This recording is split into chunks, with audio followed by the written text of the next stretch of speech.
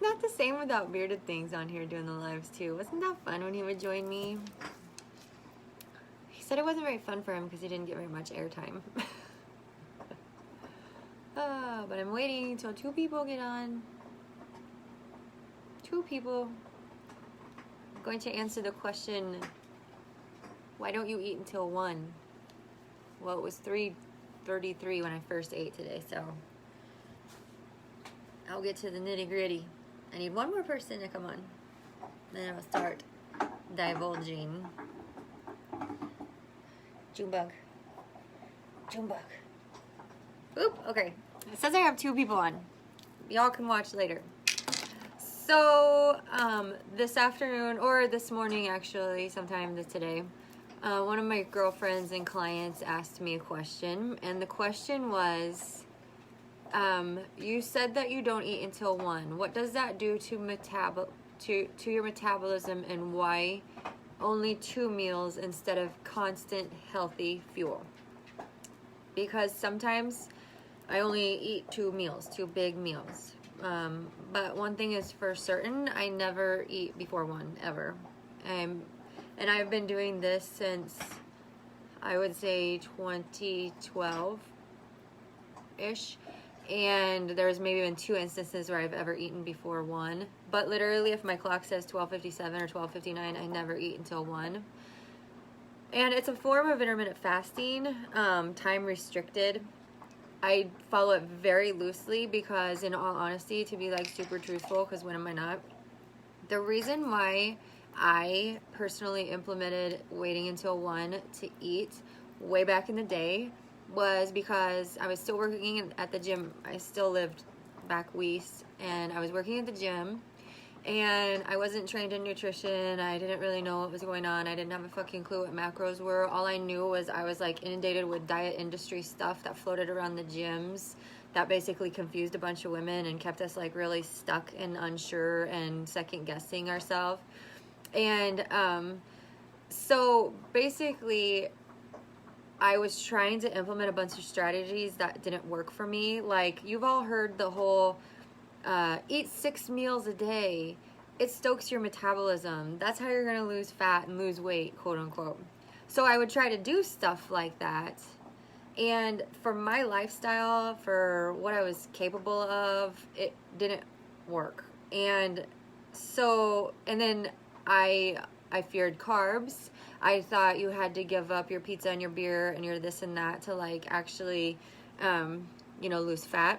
And now that I know that is not the truth, but I had all these these things, these lies circling around in me that were like, wasn't sure of, but all I know is all these women around me were like, oh, you can't go out for happy hour with your girlfriends if you want to lose weight. You can't do this. You can't have this. You can't have this. And it was just like crazy. And so what would happen is come Monday, I'd be really upset with myself because I went crazy over the weekend and thinking I was bad.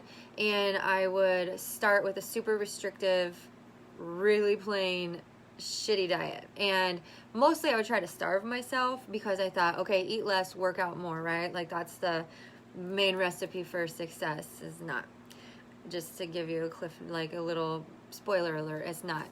And so, but eventually what would happen was I would do quote unquote good all day.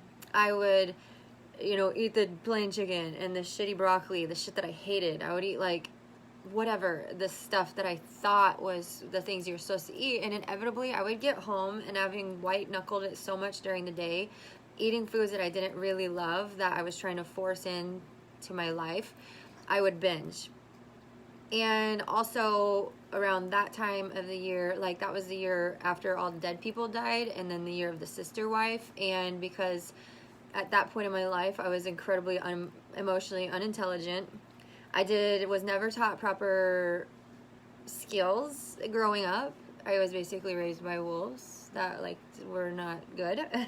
And so I turned to food for my drug of choice. After I did stop doing the drugs, I turned to food for a drug. And I will tell you, food is a drug, period. I will fight you on it. It's a drug. But I would numb and drug myself. And I was getting out of shape. I hated myself. I hated how I felt. I was shameful, I was regretful. Every Monday I was starting over, and I just knew I was really out of control when it came to my food life. But I still didn't know what was right. Like, all I kept hearing is eat 6 small meals a day, it'll stoke your metabolism, breakfast is your most important meal, blah, blah, blah, blah, blah, right? Like, all the shit we constantly hear.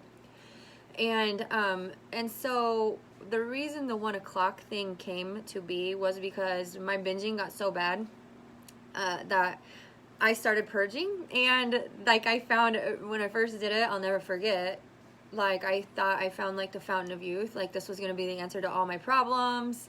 I could still eat and not have to deal with the emotions and the learning new habits and dealing with that side of it, and then I could just get rid of it. And you know how that does not work. Like, it doesn't work. And I felt so shameful every time I did it, and I mostly only did it when Kale was at the station because he was gone every 24 hours, and so it was like I could do the dirty shit like when nobody was looking, and you know, whatever. And then I did Ambien on the nights he was home, so I was either puking or sleeping. Friends, if you have a girlfriend that's doing that shit, like, get her out of the fucking marriage now. Like, that is a sign she is not well and she needs help.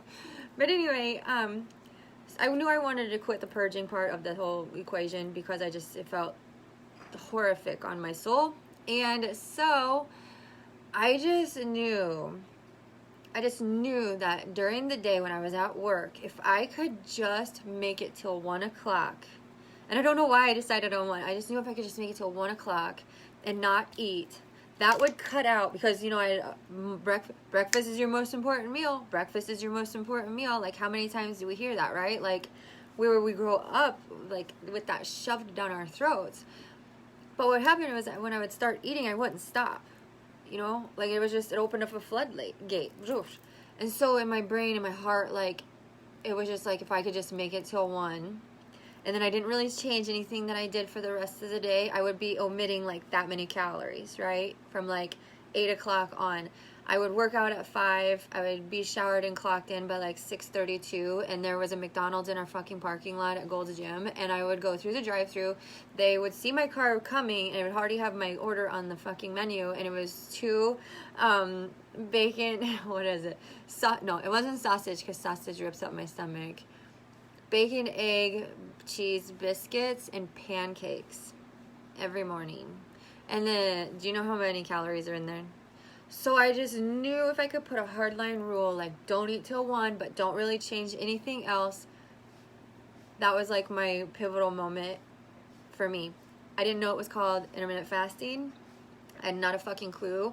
All I knew was I was in the trenches of some really dark shit, and I really needed to do something to swing myself out of it, because, you know, for most of us, besides me here now, like, here's my soul, like, let's look at it. When we're in some shit, we don't tend to share it. Especially when you're doing shamey stuff, like binging and purging, using drugs. When does everybody, like, wave that around? Unless you're, like, crazy like me, and you're just on a mission to, like, be like, I don't care, I'm going to try to heal people. We keep that stuff inside, right? Because then if we admit that we have a problem, then that means there's something wrong with us, and then that means other people judge us, and then that adds more judgment than the judgment that we're already feeling. So in a nutshell, that's why I started the 1 o'clock thing, and I kept it changed my life. Because then I felt like I had a little bit more control. And I wasn't getting carried away. The food wasn't running me. The thoughts about the food weren't running me. I slowly removed the purging part. Then it slowly healed the binging part. Because I still didn't change, per se, what I ate. I changed just the quantity of it. And so that is why I started the 1 o'clock thing. I feel better when I wait till 1 o'clock. If I can stop eating at a certain time during the night, like, I feel like my body is able to, like, really digest and process the food. And I, as a human, I feel more energized, actually.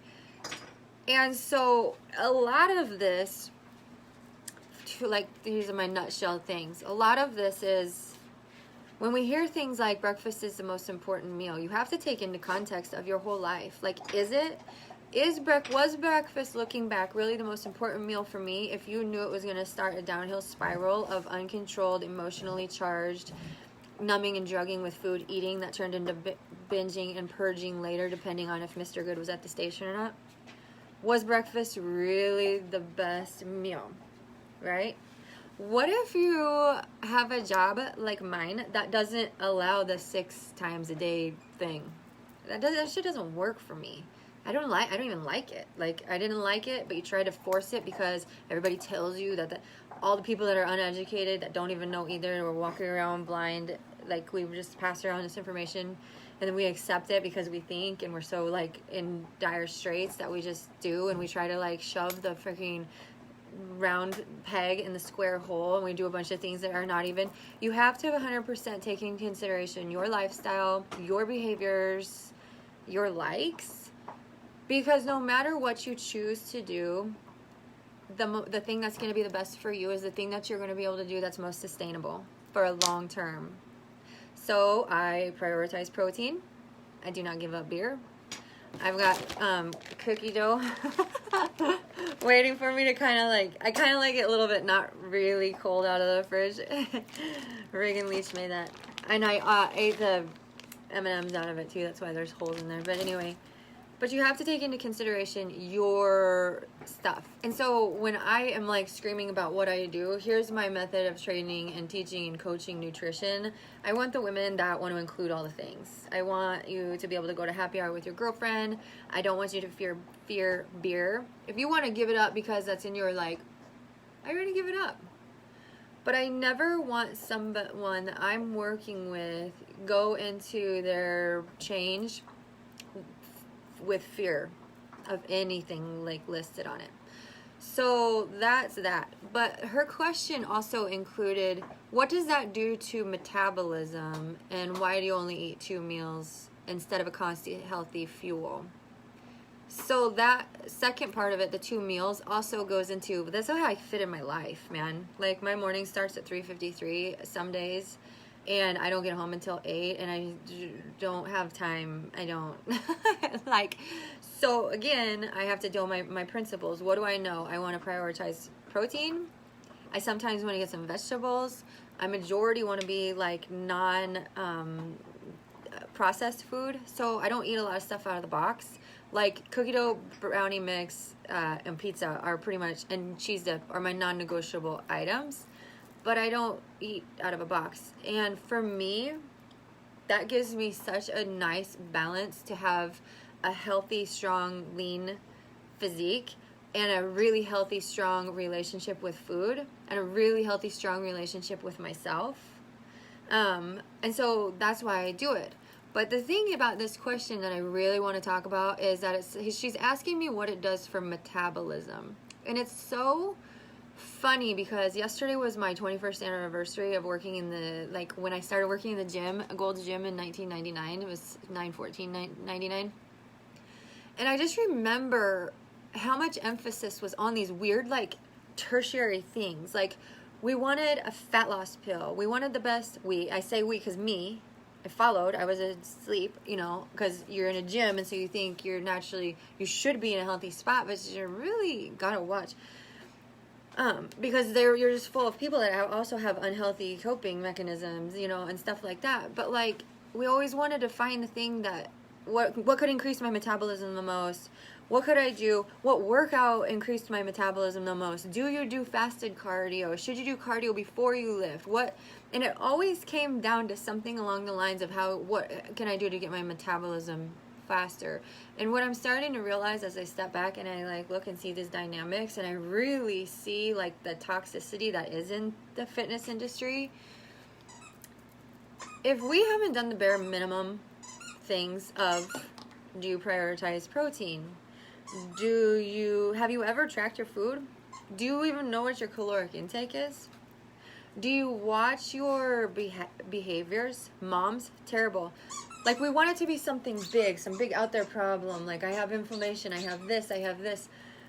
But it's the small, insidious things. We call them in nutrition the BLTs. Bites, licks, taste. Moms, you have to warm up your kids' food. You take a bite. How many bites of freaking mac and cheese do you take? You don't know. You don't know how many calories. I think an extra 1,000 calories and you don't even know. But instead of like kind of bringing the awareness back inside. Sorry, Junebug. Junebug! Hi! Come here, June. She's got a raccoon, okay? But instead of turning the awareness inside where it needs to be, I see that a lot of us look for things outside and we want it to be a big thing. When in reality, it's really the very small things that are done most consistently that are going to have the most compound effect. Like period. So if we haven't even tried to like observe, like, you know, what kind of foods am I taking in? Is it mostly processed stuff? Do I have some kind of flow of, you know, do I at least have a veggie a day? Like, I'm not going crazy on this, but then we shouldn't be worried about how to make our metabolism faster. What we should be worried about and more prioritizing is looking at our small habits that are screwing us big time, essentially. Because what if moms, I challenge you this. Here's your challenge, freebie. What if you stopped, like, I know you gotta warm up the food, but can't you just touch it? I don't know. I'm probably gonna be the most horrific mom. I'll be like, here's a slab of pizza. This is fucking 2-week-old. Can you put pizza in a blender and make it? But like, what if you stopped eating the bites? What if you watched your BLTs? I bet you would notice a big change.